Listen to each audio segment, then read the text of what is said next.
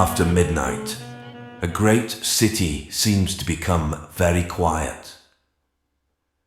It is after this time that the most violent and awful crimes are committed. Murder, for instance. Perhaps it will make the front page headlines. Or perhaps it's just a paragraph tucked away amongst the other news.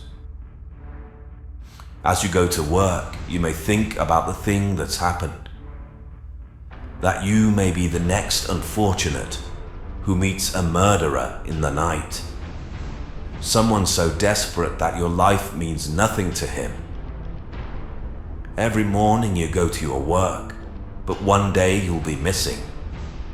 All the others will be there, but you'll be missing. Or if you're not missing, then good. It wasn't yourself. Have you ever given a grain of sympathy to the murderer?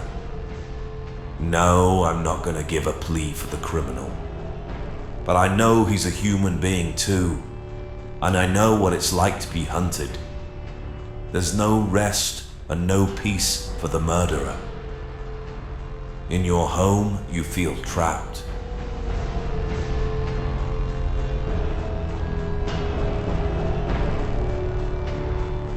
When you go outside, it isn't any easier.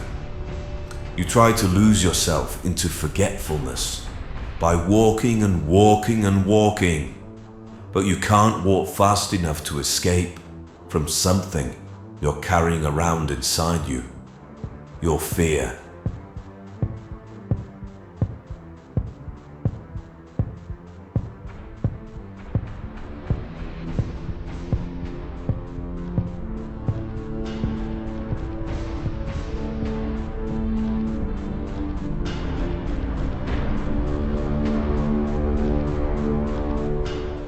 If anyone speaks to you, your heart begins to race. Perhaps you'll think you'll take a train somewhere, anywhere, just to get the hell out of it. Then you remember the train stations are the first places the police watch, and you haven't got the nerve. Yet you don't know what you can do to save yourself. Everywhere you're threatened. Of course, you know the city is full of 1 million people, and it ought to be easy to hide amongst them.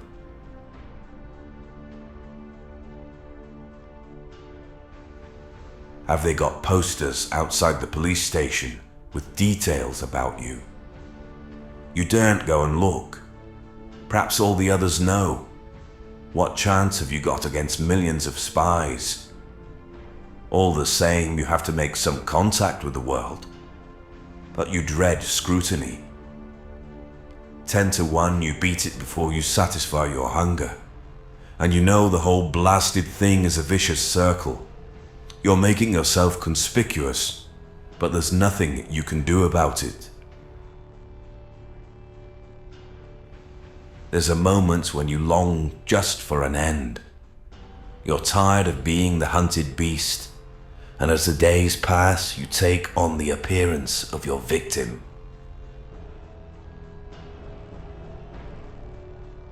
You know what you have to do.